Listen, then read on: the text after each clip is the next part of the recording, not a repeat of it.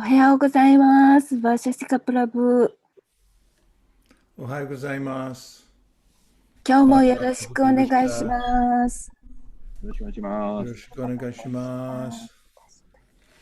Mancha Kalpadruvascha Kripasindhabevacha Patitanam Pavnibhyo Vaishnavebhyo Namo Namah Jaya Radha Madhava Kunja Bihari Radha Madhava Kunja Bihari Gopi Jana Vallabha Girivaradhari Gopi Jana Vallabha Girivaradhari Jashodanandana Vraja Jana Ranjana Jashodanandana Vraja Jana Ranjana Jashodanandana Vraja Jana Ranjana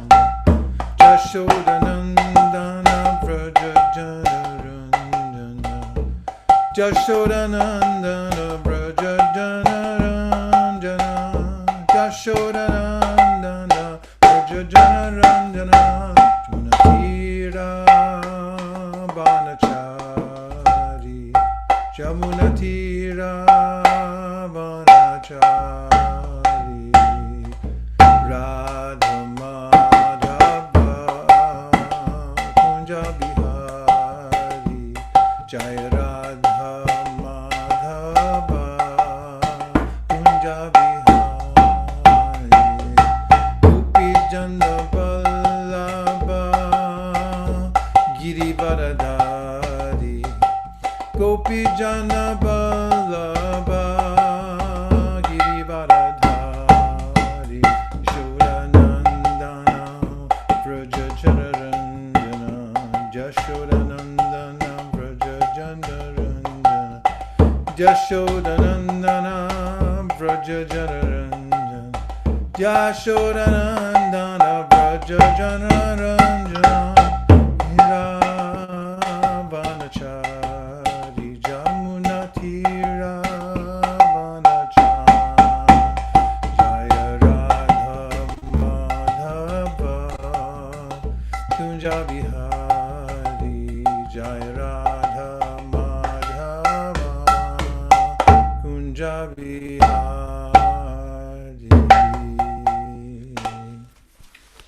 Jai Om Vishnupad Paramhamsa Parivraj Kacharya Stotra Shishimad Bhaicharana Ravinda Bhaktivedanta Swami Maharaj Srila Prabhupada Jai Jai Om Vishnupad Paramhamsa Parivraj Kacharya Stotra Shishimad Srila Bhakti Siddhanta Saraswati Goswami Maharaj Jai Ananta Koti Vaishnavi Ki Jai Namacharya Srila Haridas Thakur Ki Jai Prem Gaho Shri Krishna Chaitanya Prabhu Nityananda Shri Advaita Gadadhara Shivasari Gaur Bhaktivinoda Ki Jai Shri Shri Radha Krishna Gokupinath Shyamakunda Radhakunda Giri Govardhan Ki Jai Shri Vrindavan Dham Ki Jai Shri Mayapur Navadip Dham Ki Jai Shri Jagannath Puri Dham Ki Jai Tulsi Devi Bhakti Devi Ki Jai Jamuna Devi Ganga Devi Ki Jai Sambheda Bhaktivinoda Ki Jai.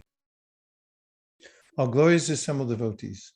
All glories to the assembled devotees. All glories to the assembled devotees. Gaur Premanande Haribo. Om Namo Bhagavate Vasudevaya. Om Namo Bhagavate Vasudevaya. Om Namo Bhagavate Vasudevaya. Om Namo Bhagavate Vasudevaya. Om Namo Bhagavate Vasudevaya. Om Namo Bhagavate Vasudevaya. Narayanam Namaskritya. Naram Chaiva Narottamam. Devim Sarasatim Vyasam. Tato Jayamudiraye. Today we are reading from the Srimad Bhagavatam, Canto 9, Chapter number 15, King Yayati attains liberation. Today's verse is number 15. 今日はバーガタムの9編の15章、ヤヤティオが下脱を達成するの15節を読んでいきます。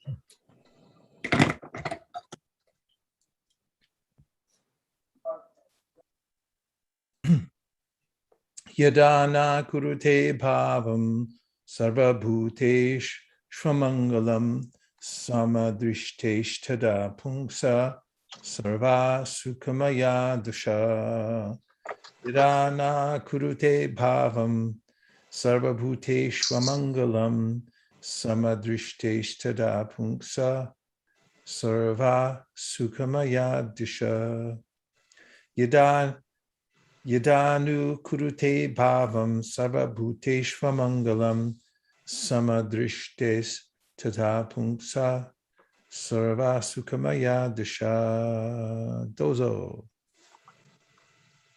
Yadana kurute bhavam sarva bhuteshva amangalam samadrishte tada pumsaha sarvaha sukhamaya dishaha.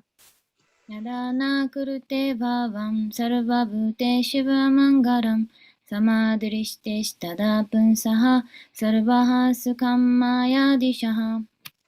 Yadana kurute bhavam sarva bhuteshu amangalam samadrishteshu tada punsa sarva sukhamaya disha. どうぞ。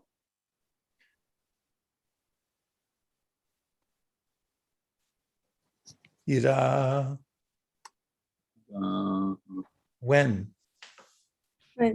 何々の時。Nani nani no toki. Na.な、Not. not 何々でない。Nani nani de nai. Kurute. くるて、Does. does する。Suru. Bhavam.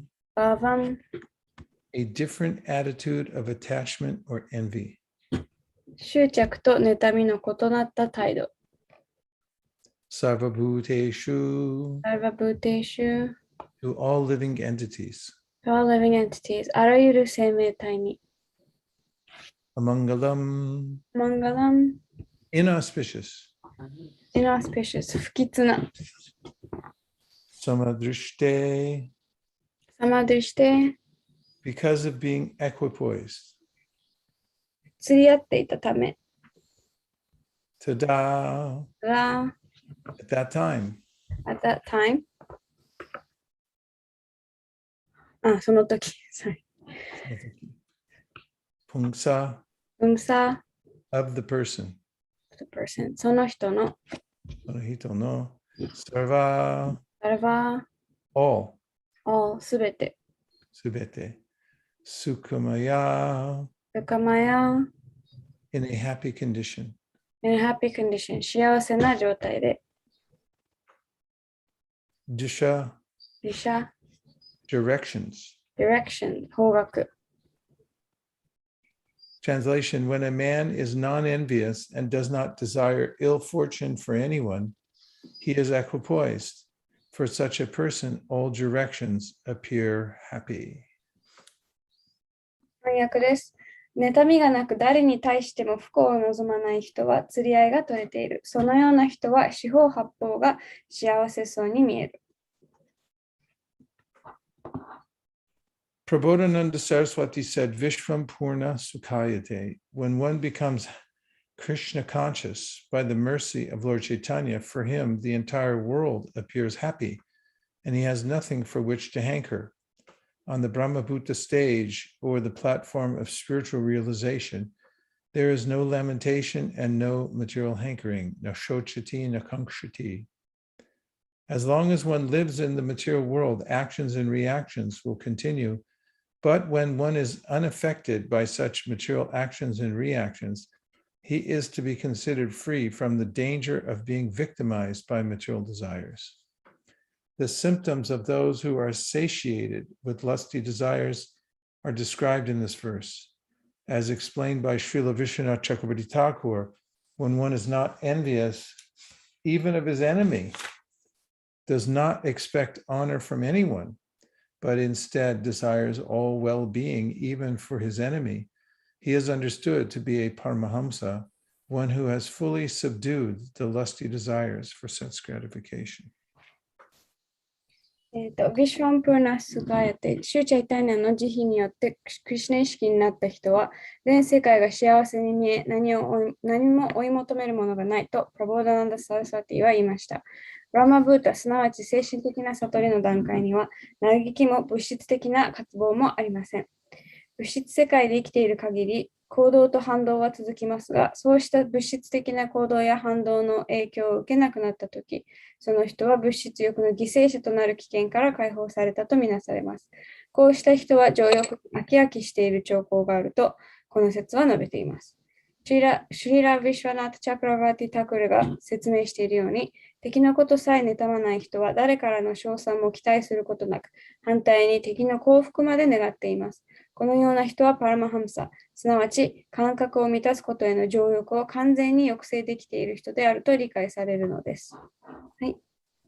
Om Gyana Timirandasya Gyananjana Shalakaya Chakshurun Militam Yena Tasmai Shri Gurave Namaha Shri Chaitanya Manobhishtam Stapitam Yena Bhutale Swayam Rupa Kadahmayam Dadati Swapatantikam Vandeham Shri Guru Shri Yuta Parakamalam Shri Gurun Vaishnavamscha Sri Rupam Sagrajatam Sahagana Raghunatham Nitam Tam Sajivam Sadvaitam Sadvatutam Parijana Sahitam Krishna Chaitanya Devam Shri Radha Krishna Padam Sahagana Lalita Shri Vishakam Vitamscha Hey Krishna Karuna Sindho Dinabandho Jagatpate Gopesha Gopika Kanta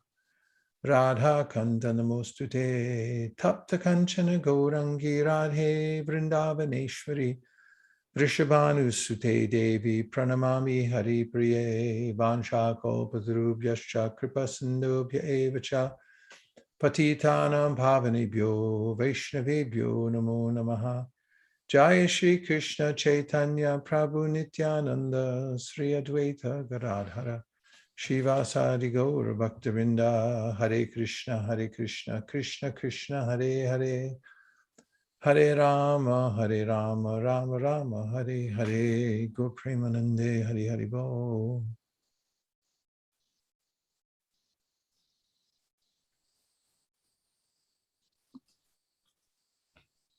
The Bhagavatam begins by announcing that it's only for those who are free from envy. The Bhagavatam is free. The Bhagavatam は、その序盤からそれはその妬みから解放されたもののためであると、書いています。Means that only those who are non-envious can appreciate it. っていうのは、妬みを持たない人のみがバガタムをの価値を見出すことができる。The 10th canto of Bhagavatam begins Nirvitatar Shirupagiyamana Bhavaushara Shotra Manobirama Ka Uttama Shloka Gunanavada Puman Virajeta Vinapashugnat. That to be able to appreciate the Bhagavatam, one has to have given up material concepts. で、10編の、最初の方で、その、バガウタムの価値を本当に見出すためには、まずその物質的な概念を諦めてなくてはいけない。Nrivrita tarshara means that a person no longer has a thirst for material things, temporary things. その、一時的で物質的なものに対する、その望みとかがない。But somebody is pashugnat, somebody who's killing animals or killing oneself cannot appreciate Bhagavatam. でも、そのパシュグナって言って動物を殺したり、また自分自身を殺している人はバーガータムの価値を見出せない。So in the Gita, Krishna says that everybody's born into this sense of being envious of others. で、ギーターで人々はそもそも誰かを妬みを持って生まれてくると。Does anybody know which verse that is that he says that? どの説でクリシュナがそれをおっしゃっているか誰かわかりますか？ Can you think of it? Just regularly think of it. 誰か思いつきますか？ It goes, Icha Dvesha Samutena, 7th chapter. Icha Dvesha Samutena Dvandva Mohena Bharata Sarva Bhutani Sammoham Sarge Yanti Parantapa. Means it's that living entities are born into desire and envy. 今7章に生命体っていうのは妬みと望みを持って生まれてくると。Icha means I desire some happiness in the material world. イーチャっていうのはこの物質界において私は何らかの喜びを望んでいる。And dvesha means that I have some hatred for other living beings. イーチャっていうのはでも私は他の生命体に対する妬みを持っている。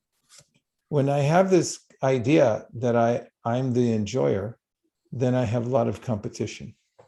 やっぱり私がその楽しむべきである。私が楽しむっていう思いがあると、他にやっぱり競争相手がたくさん出てきてしまうわけです。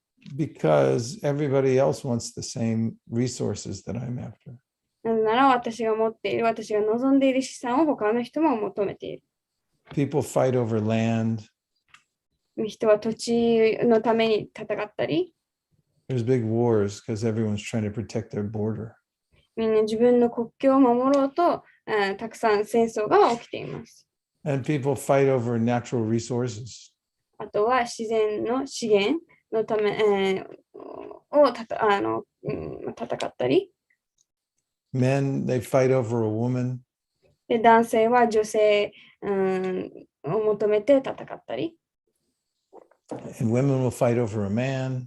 で女性は男性のために、を求めて戦う。These are all based on the bodily conception of life. でこれらは全部、人生の物質的な肉体的な概念から来るものです。Because as soon as I think I'm my body, then I become fearful that I'm going to lose something.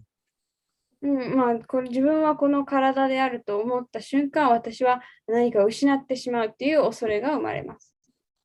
And so then I try to fight off other people from taking what I want. なので自分が求めているものが他の人が取れないようにやっぱりいろいろ戦ったりしてしまうわけです。The definition of envy given the dictionary, I'll read to you. 今辞書から妬みの、意味を読み上げます。It's a feeling of discontent. 不満足、満足じゃない感情を意味します。Manzoku janai. A feeling of discontent and being resentful. resentful. 何かに対、Yeah. When you see other people's possessions. 誰かが何かを持っているっていうのを見て嫉妬する感覚。Or their qualities. 持っているものだけじゃなくて相手の質だったり。Or their luck. 相手の持っている運に対して嫉妬。Sometimes people win the lottery and then all their family members, they hate them. 時々宝くじとかでたくさんお金を当てたらもう親族がすごいその人を嫌ったりすることがあります。Should give that money to me. Why do you deserve it? あなたはそんなお金を持つべきじゃないと、ふさわしくないと、私たちにも渡すべきだと。So we should know that envy is a feeling. なので、妬みっていうのは感情であるっていうことを知らなくてはいけません。And the main feeling is manzoku janai. その、主な気持ちが、満足ではない、不満ですね。Feel discontent. 不満足。はい。So then this verse today talks about how we have to give up envy to enter into devotional service. で、この説では、その近親奉仕に入っていくには、妬みを諦めなくてはいけない、捨てなくてはいけないと述べられています。There's an austerity from controlling the senses, as we know. 感覚を制御するっていうのは、まあ、ある意味苦行にあたります。And we do tapasya, a little bit of suffering to control the senses. で、まあ、感覚を制御するためには、少しのタパッシャ苦行を行います。But the austerity of suffering because of envy is much greater. でも、妬みによって苦しむっていう苦行の方がより大きな大変なものです。So the process for overcoming envy is to come to the Brahma Bhuta platform. で、妬みを乗り越えるプロセスっていうのは、そのブラマブータの段階に入ることです。And Krishna says in the Bhagavad Gita that when you're on the spiritual platform, you no longer think you're your body, then first you'll become happy. で、ギータでクリシュナはそのその精神的な段階、自分はこの体ではないっていう理解を持つと、まず、幸せな気持ちになる。Part of that happiness is not worrying what other people think of you. で、その喜びの一部分っていうのは、他の人が自分のことをどう思っているのか気にならなくなる。Oh, that person is better than me. あとは、あの人の方が自分より優れているなとか、こう比べたり。So I hope they die. 自分よりいいから死んでしまえばいいのにとか、そういうふうに思わなくなる。Because then I'll be the only one and everyone will look at me. 彼が死んでしまえば私だけが残ってみんな私のことを見てくれる。You know, one sociologist said about adolescence. ある社会学者の方が思春期について話してたんですけど、that the main room that they live in is the bathroom. で、思春期の人っていうのはほとんどの時間を、トイレ、化粧室で過ごしている。Because teenagers, they stand and look in the mirror for hours. 思春期はもうずっと何時間も鏡を見てる。Do I look okay? 自分は見た目大丈夫かとか。How about if I wear my hair on this side instead of that side? 分け目をこっちにした方があっちにしたよりいいとか。And that's just the self-consciousness of being a teenager, becoming overwhelmed by one's own conception, what I look like, how I'm going to look to the other kids.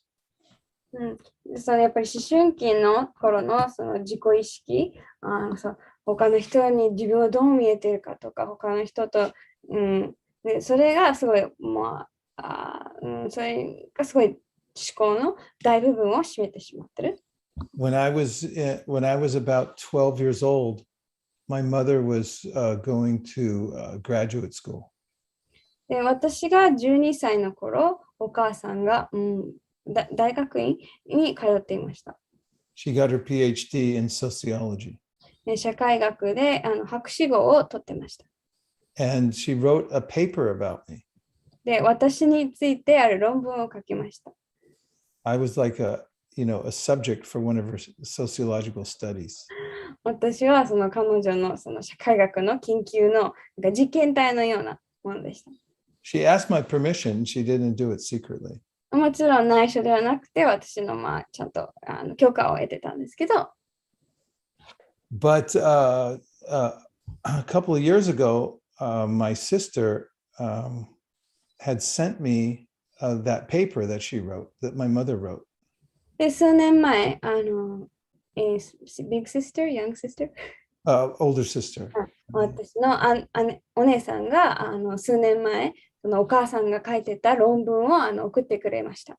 And I was like looking back at my childhood through the lens of a sociological study.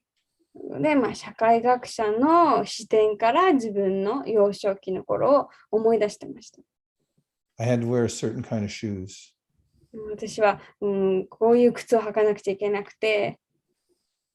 And my mother wrote about how they were running shoes, track shoes. Nowadays everybody wears them, but back then it was less popular, like running shoes. で、この論文に書いてあったのが、今はみんなスニーカー履いてるんですけど、その頃私はなんかスニーカーバッグだけ履いてて。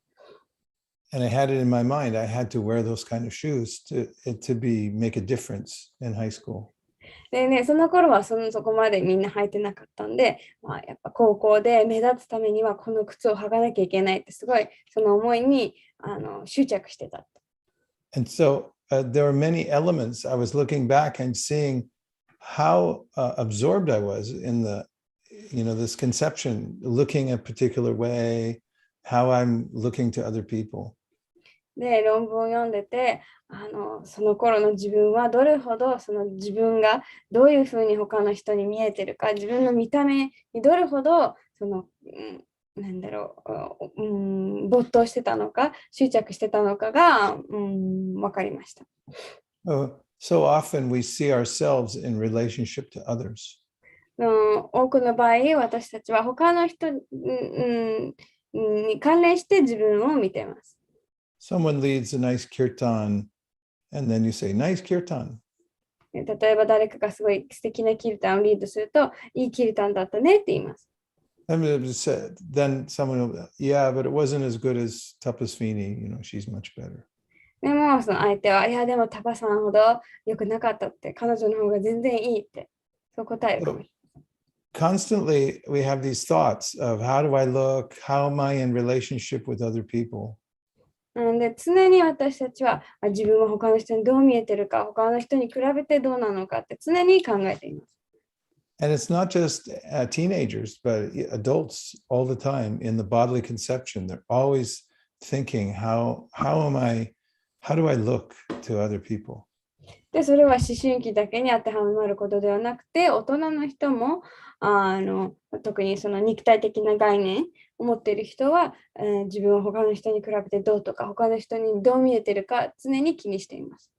Everyone wants to be the smartest. 誰もが一番頭のいい人になりたいし、And everyone wants to be the most beautiful. で、誰もが最も美しい人になりたいと思って。So nowadays there's this phenomenon. 今ではある現象があって、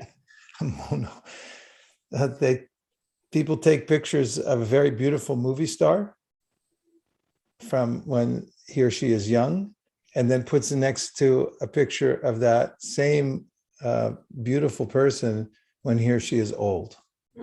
今はなんか最近ではすごい昔すごい綺麗だった美人だった女優さんとかハンサムだった俳優の写真の隣に、何十年後の、年老いた時の写真をこうやって並べて比べてそれをなんか、載せたりするのが流行っています。And people become very happy to see that they're no longer beautiful.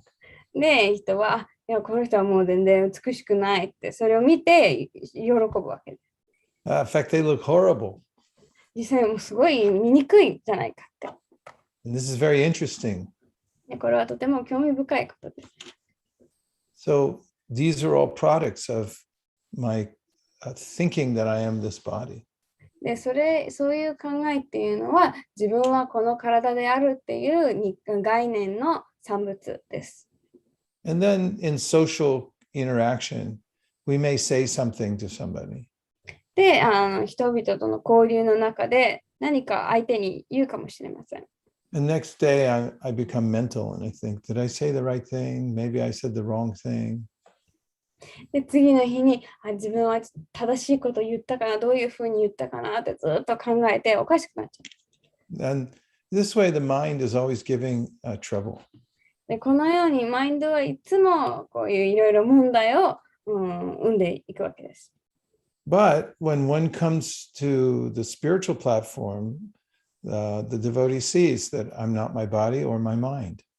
でも人がその精神的な段階に達すると、人は、そのディボティは自分はこの体でもないし、このマインドでもないと理解します。And there's a sense of relief. で、そこで、なんていうんだろう、少し落ち着いた、安堵の気持ちが芽生えます。Like if you ever been working on a really hard problem in your life. 例えば、すごい人生におけるすごい大変な問題に直面してて、And then all of a sudden the problem gets solved. で、急にその問題が解決する。And then you're sitting at the table having prasadam and you're so happy because the problem's finished. で、みんなでプラサーダに食べて、もうこの問題解決されたってすごい嬉しい気持ちになってる。And then your friend or your wife or husband says, like, oh, you're so happy today. Why are you so happy? で、例えば友達とか奥さんとかが、今日すごいハッピーだねってどうしたのって。Yeah, no reason. I'm just happy. I feel good. いや、特に理由はない。ただすごい気分がいいんだって答えます。Because there's some sense of relief. I don't have the weight holding on my head. で、それがなぜかというと、やっぱりそういうもうその問題によるそのやっぱり重荷を感じてないから安堵の気持ちがあるわけです。So, Brahmabhuta Prasanatma, the great weight of being this body, of having to envy other people and worry about all the things related to my body is crushing. で、やっぱりこの人に対する妬みとか、自分の体に関する心配っていうのはすごい重い荷物になっている、すごい、なってくるわけです。But when I see I'm not my body, then this problem, it's lifted from my life. でも、私はこの体ではないって理解できると、こういうその重荷が持ち上げられて、すごい軽い気持ちになります。And I naturally feel happy. で、自然と幸せな気持ちになれるわけ。And then there's no shochati or kangshati, no hankering and no lamentation.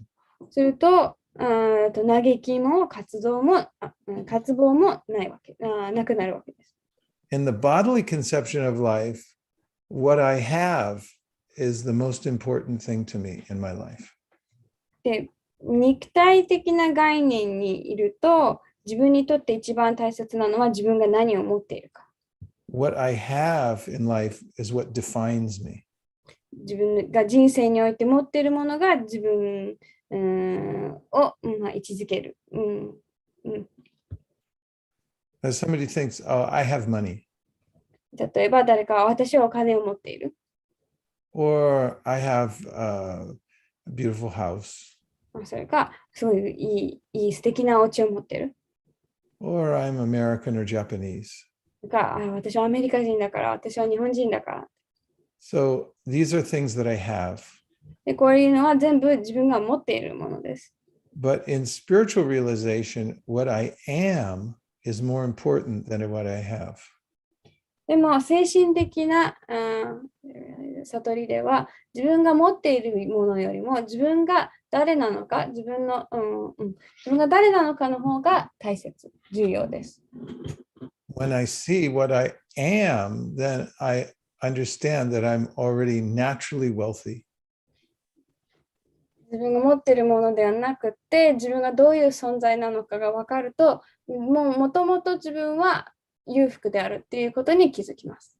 Nahanyate hanyamani sharire. Krishna says the soul can't be killed.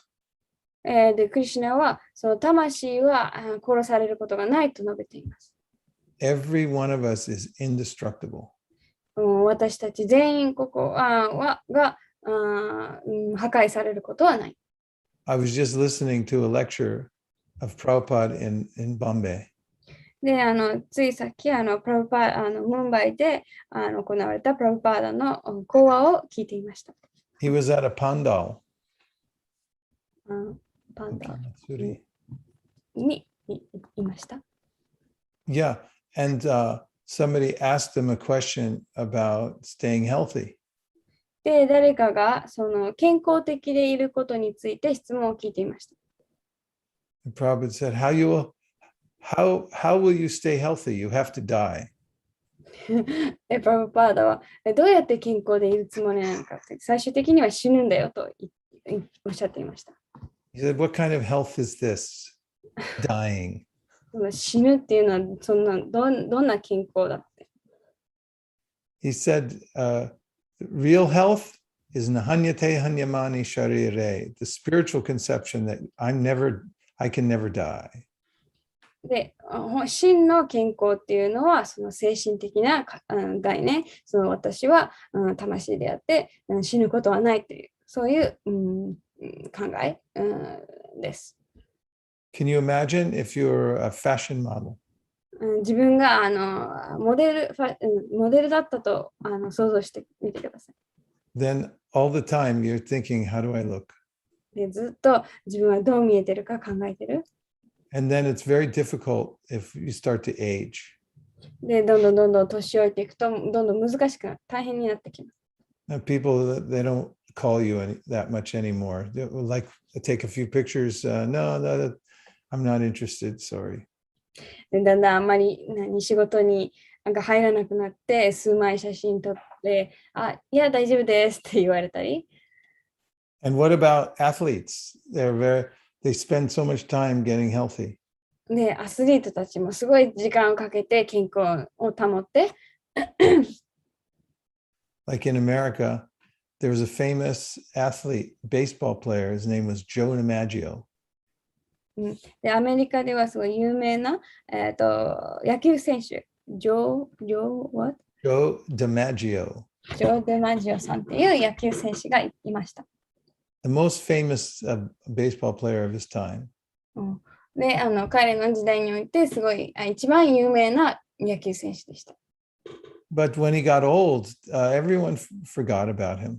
でも彼が年を取ったらみんな忘れてしまいました。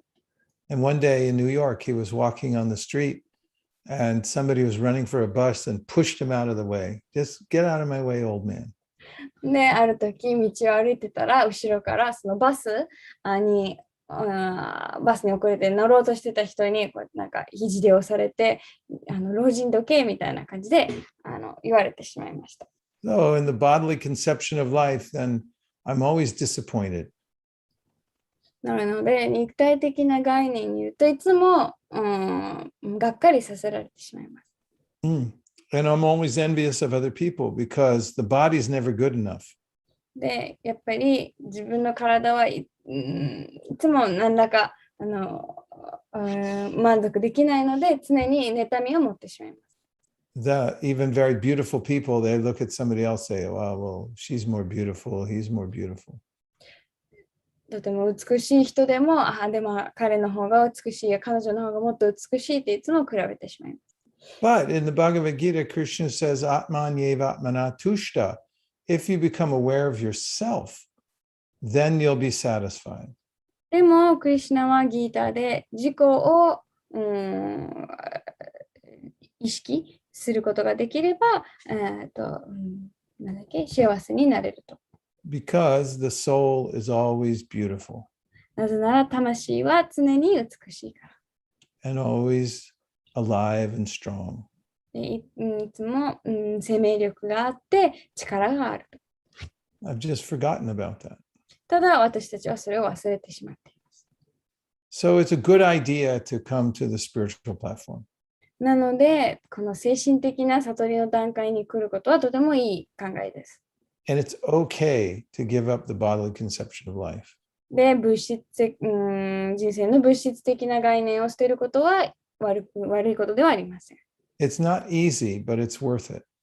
簡単ではないですけど、とても価値のあることです。We have to practice. でも、修練が必要です。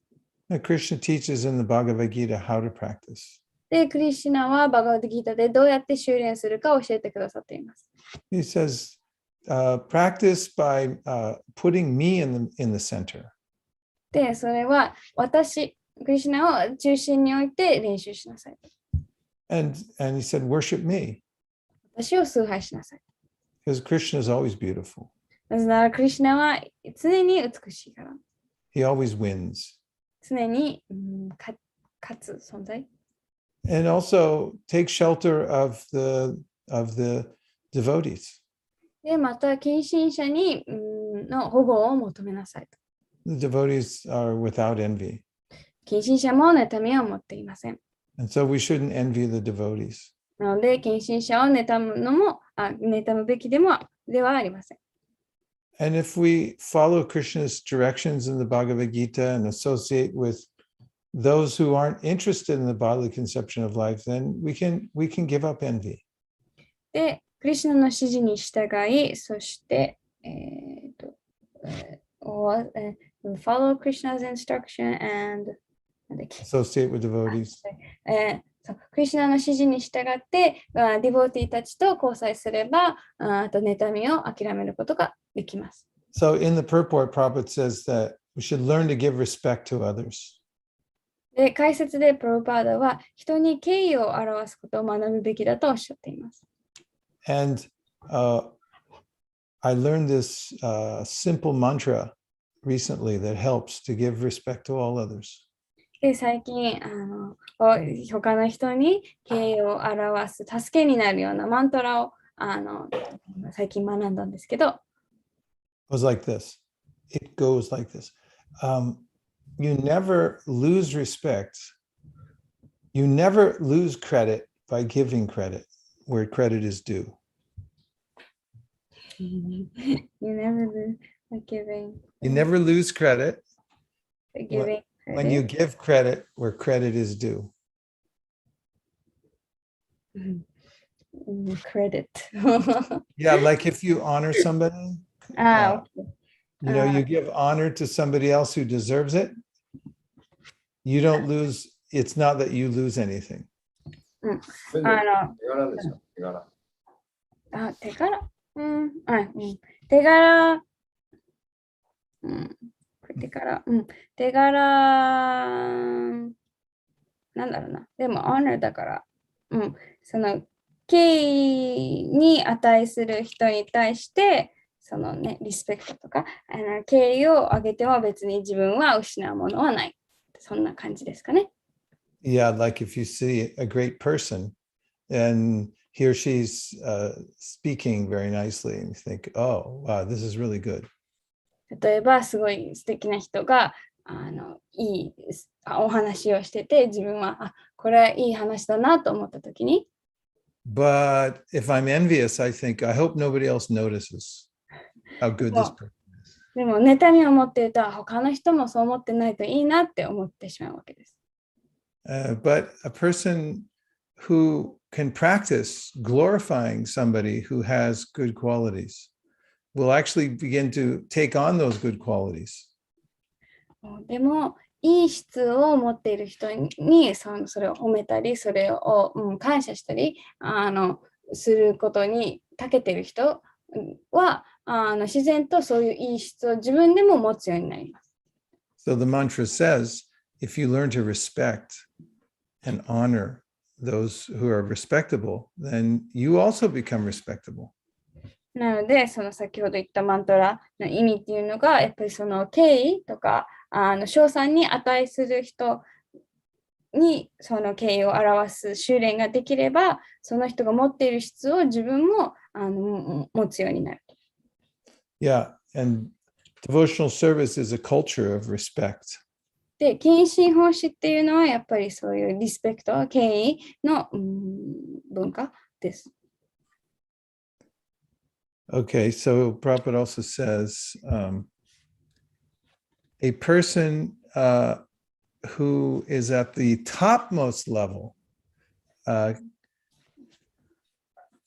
doesn't, he or she desires good even for his or her enemy. で、解説でその一番高い段階の人たちっていうのは、敵を妬まないだけじゃなくて、その敵の幸福まで願っているとプロパーダはおっしゃっています。Can imagine the state of the heart of someone who wishes well even for his or her enemy. その妬み、敵の幸福さえ願っている人のその心の状態っていうのは、どういうものか簡単に想像することができます。The Bhagavatam says that the highest religion is to give up envy.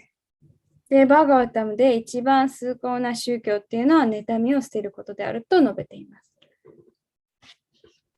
So this is what we learn from the Srimad Bhagavatam. で、私たちは、こういうことをバーガータムを通して学んでいきます。And by applying ourselves to Krishna consciousness, we will be able to gradually overcome envy.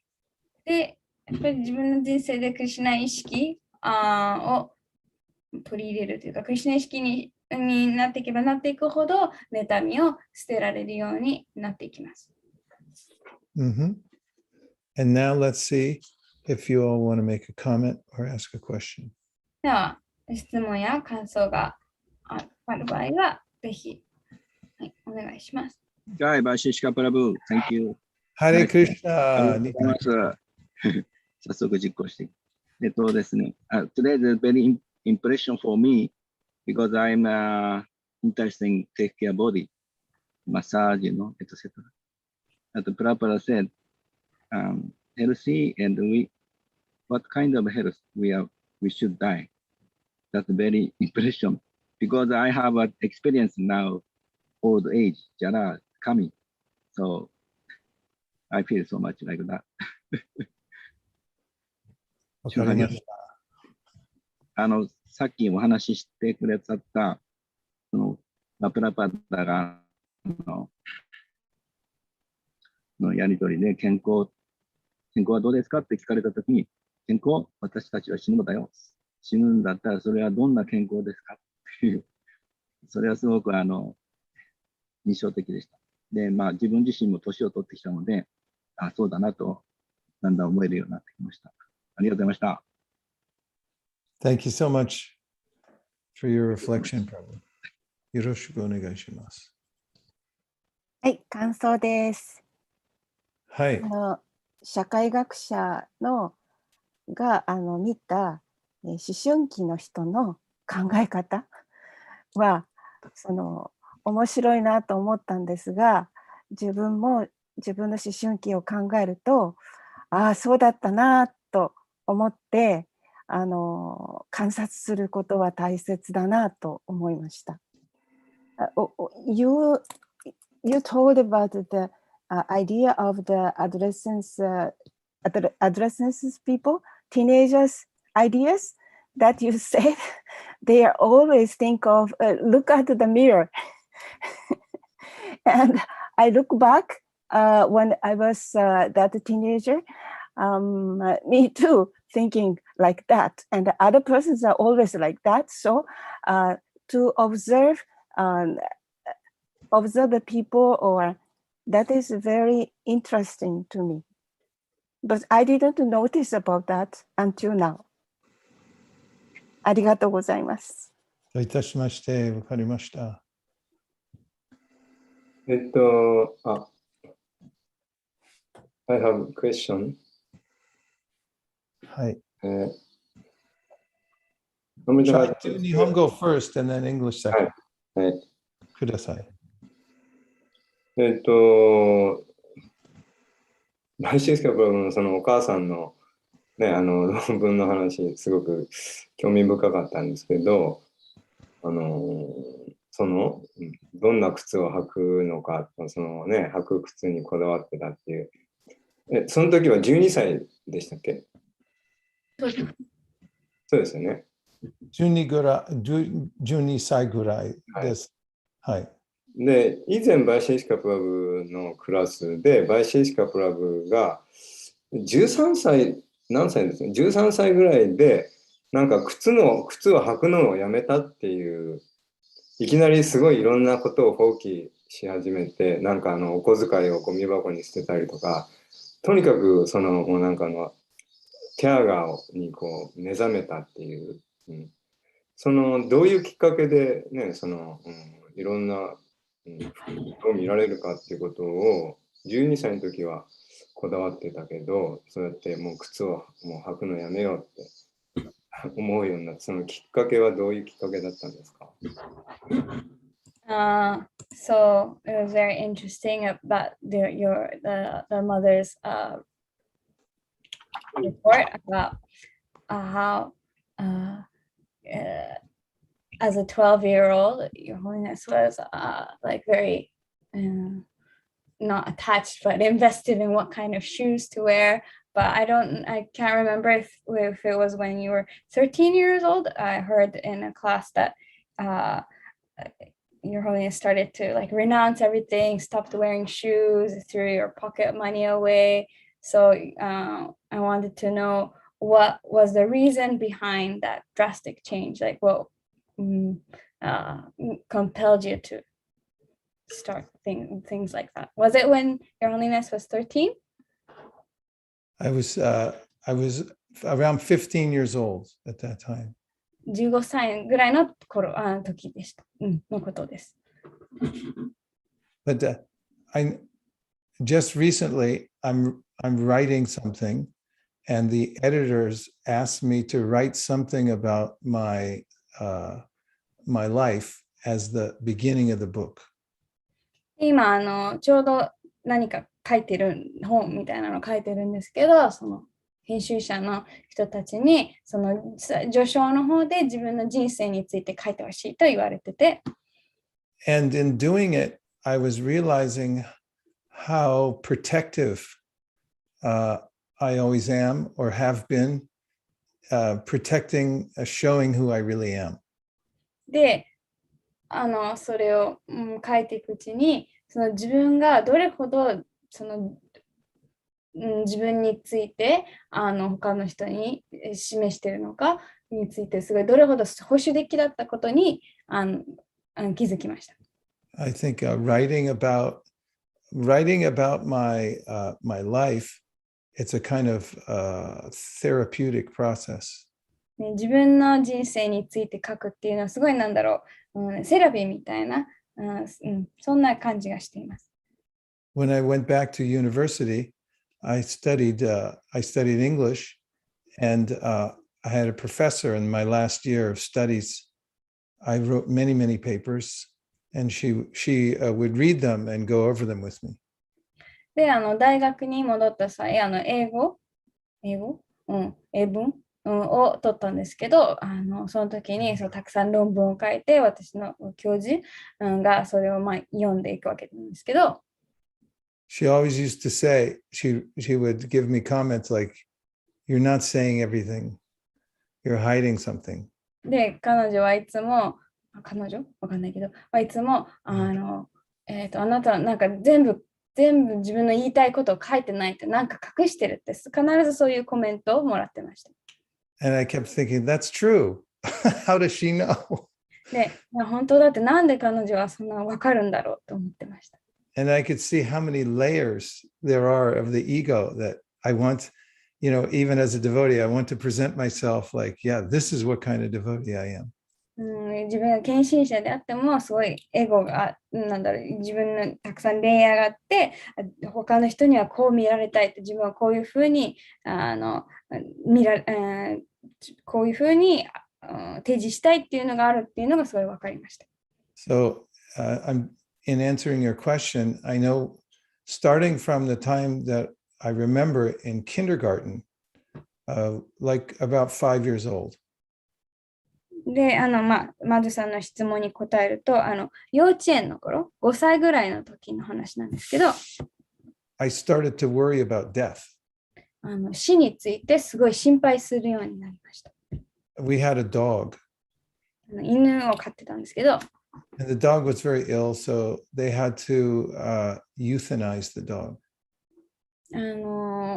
ワンちゃんが、すごい病気だったので安楽死させなくちゃいけなくなりました。And so, ego de, they put her to sleep. 英語ではその眠りにつかせるっていう表現を日本語でちょっとわかんないんですけど。I remember saying, well, when's she going to wake up? で、そういうふうに両親に言われて、私はじゃあいつ起きるの？いつ目覚めるのって聞きました。And one night I asked my older brother, he's 2.5 years older. で、ある夜、私のお兄さんは2歳半上なんですけど、お兄さんに聞きました。I said, what happens when we die? で、死ぬとき私たちはどうなるのって聞きました。And he said, when you die, there's nothing. で、お兄さんは死んだら何もないんだよって。I said, how can there be nothing? I'm something now, and I don't want to be nothing. で、その答え聞いて、だって今は何かなのに死んだとき何もならないって。無になんかなりたくないって。So we were sleeping in the same room. We shared a room. で、一緒の部屋に寝てたので、同じ部屋で寝てて。And so I said, I'm going to ask mom and dad. で、じゃあお母さんとお父さんに聞くと。And he ran out with me to ask them. It was at night, bedtime for the kids. もう子供たちにとってはもう寝る時間だったんですけど、両親に聞くために部屋から出て。And I said, I don't want to die. 両親に私死にたくないよって。And my brother said, I don't want to die either. で、お兄ちゃんも、いや、僕も死にたくないって。He said, we don't want to die. 二人とも死にたくないんだよって言って。He said, what happened? What happened? で、二人とも両親がどうしたのって。He said, nothing happened. I just don't want to die. Why do I have to die? でも別に何もなかったけど、死にたくないって、なんで死ななくちゃいけないのって。And they said, don't worry, you're not going to die soon, not anytime soon. It's a long time from now. で、その両親はそれを聞いて、いや、そんなね、まだまだ人生あるし、そんなすぐには死なないから心配しなくていいよって答えたわけ。They gave us some warm milk and honey. They used to give us warm milk and honey to calm us down. で、落ち着かせるために、あったかいホットミルクと蜂蜜をくれました。And when I went back to bed, I was thinking, yeah, sooner or later I'm going to die, and they're going to die too. The whole thing's a hoax. でも、ベッドに入って、いやでも、いずれかは私も死ぬし、両親も死ぬって、なんだろう、って思ったわけです。Then when I was 7 years old, President Kennedy got killed here in America. で、私が7歳の時に、ケネディ首相が、アメリカで暗殺されましたね。And then when I was in high school, just had gone into high school, one of my best friends, he was very strong, a great athlete. He went hiking in the mountains and he never came back. で、高校の時に、友人ですごい、アスリートですごい力持ちだった友達がいたんですけど、ある時ハイキングに行って、戻ってくることがありませんでした。There are other things, but throughout my life, I always thought like something's wrong here. なので、人生のいろんな危険で、何かがおかしいって、何かが変だって、そういう思いがありました。But when I was 15, I really started thinking that I have to do something about this. でも15歳の時に、その一番、自分はなんかこれについて何かしなきゃいけないって、そういう思いに駆られました。And I found this book one day in my brother's room. By that time, we were in separate rooms. でもその頃にはお兄さんと違う部屋だったんですけど、お兄さんの部屋である本を見つけて。It was a book written by a guy named Ram Das, and it was called Be Here Now. ラムダスっていう方による、今ここに Be Here Now っていう本でした。It's probably in Nihongo also. It's very Mayavadi, but the first time I ever read anything that said you're not your body. すごい前張り的な本なんですけど、初めて私たちはこの体ではないっていう概念について書かれている、私にとっては初めての本でした。Yeah, 1972. And then just a friend from school brought me for Christmas a little Bhagavad Gita. で、1972年、高校の友達がクリスマスにちっちゃいバガバットギーターをプレゼントしてくれました。This is it. 今映ってるのです。Look, she wrote inside it, it says, will enjoy this book, Dance and Life, Merry Christmas, Love Martha. そのメッセージに、この本を楽しんでDance this book, dance and It says, enjoy this book, dance and life. この本を楽しんで人生で踊る踊りなさいとで、メリークリスマスって書いてあります。So this is all translations of the Gita. で、これはギーターの翻訳なんですけど、There's a little commentary inside, and it's all Mayavadi. 解説も入ってるんですけど、全部マヤバーリーの解説です。But I started reading this book every single day. Sometimes I read the whole Gita every day. でも毎日それを読んで、もう全部ギーターを毎日読んでました。And then my life started changing. で、そこでやっぱり人生が変わり始めて、But then the big thing happened. で、一番大きな出来事が起きました。I got this. じゃあ、その場 This is the Back to Godhead magazine that my friend brought me when I was, by now I was 16 years old. ね、もうその頃は16歳だったんですけど、友達が持ってきてくれたバックトゥゴッドヘッドの雑誌です。It's not the exact one because that one was lost, but I found this one in somebody's archives and they gave it to me to keep because they had more than one copy. 実際にもらったやつではないんですけれども、その後に同じ年のアーカイブで誰か持ってたので、それをもらいました。And I read it many, many times. で、私もそれも何度も何度も読みました。And then inside this Back to Godhead magazine, there's advertisement for all these books. で、その雑誌の中にいろんな他の本の広告みたいなが書いてあります。And it says Shriya Shopanishad. で、そこにシュイシュパニシャと、all the major scriptures of the world 世界のあらゆる経典 say that Godhead or the absolute truth is not impersonal. そうあらゆる経典はその絶対真理、思考人格心は非人格的ではないと書いていると言っています。But as a person, でも人格を持ちである。 it's got a picture there of Mahavishnu right here. で、そこにマハビシュヌの写真が載ってるわけです。I kept looking over and over again. I finally found it. Could that be it? That's the supreme person right there. で、そこで何度も何度も見返して、これが、これが神様の姿なのかとか、すごい、思った。So my mother took me to a bookstore in Berkeley, California. で、その後お母さんがカリフォルニアのバークレーの本屋さんに連れてってくれて。Because I wanted to buy the books by that author. で、この雑誌の著者による他の本を買いたいと思ってたからです。At first, we didn't know where to find those books. で、最初はどこでその本を見つけるかわからなくて。But then I found this inside this Bhagavad Gita. It's a little sticker for Shambhala Books in Berkeley, California. で、最初にもらったギーターのシールにある図書館じゃない、本屋さんの住所っていうか名前が書いてあって。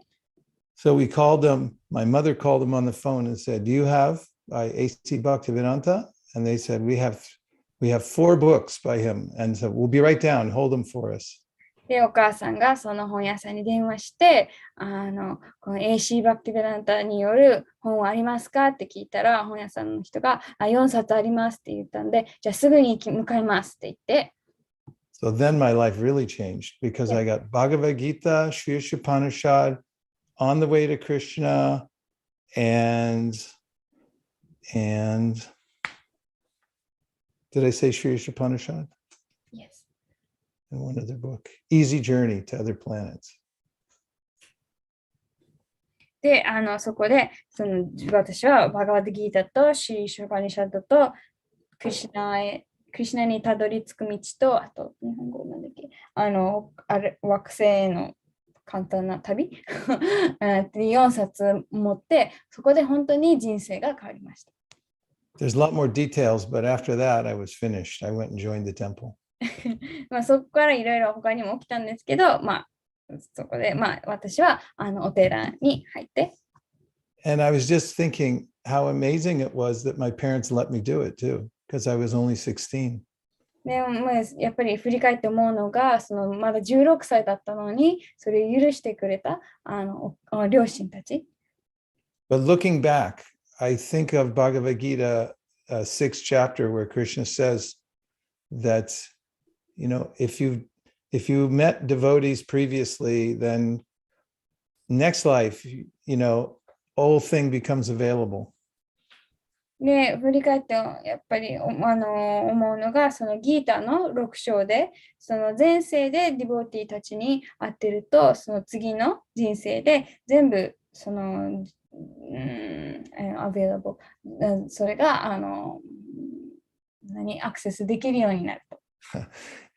But it's true, before I read Prabhupada's books, anything I read about yogis, I would just do it. I didn't wear shoes.